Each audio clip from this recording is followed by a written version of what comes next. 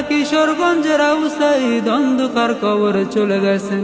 ওগো মালিক, তার ছোট ছোট অবুঝ বাচ্চাগুলো আজ এতিম হয়ে গেছে। তিনি সন্তানদের নিয়ে কত স্বপ্ন দেখেছিলেন, সব অপূর্ণ রেখে আজ তোমার ডাকে সাড়া দিয়ে চলে গেলেন।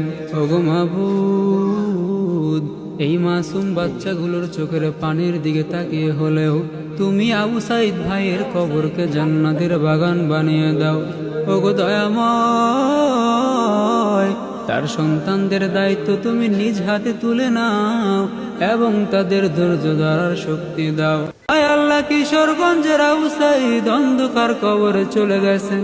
ওগো মালিক, তার ছোট ছোট অবুঝ বাচ্চাগুলো আজ এতিম হয়ে গেছে। তিনি সন্তানদের নিয়ে কত স্বপ্ন দেখেছিলেন, সব অপূর্ণ রেখে আজ তোমার ডাকে সাড়া দিয়ে চলে গেলেন।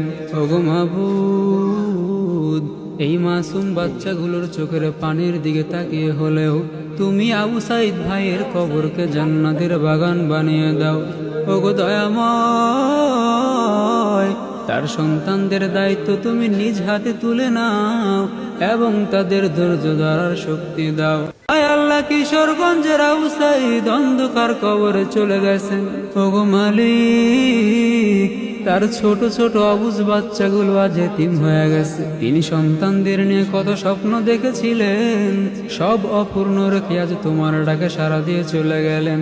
ওগো মাবুদ, এই মাসুম বাচ্চাগুলোর চোখের পানির দিকে তাকিয়ে হলেও তুমি আবু সাঈদ ভাইয়ের কবরকে জান্নাতের বাগান বানিয়ে দাও। ওগো দয়াময়, তার সন্তানদের দায়িত্ব তুমি নিজ হাতে তুলে নাও এবং তাদের ধৈর্য ধরার শক্তি দাও।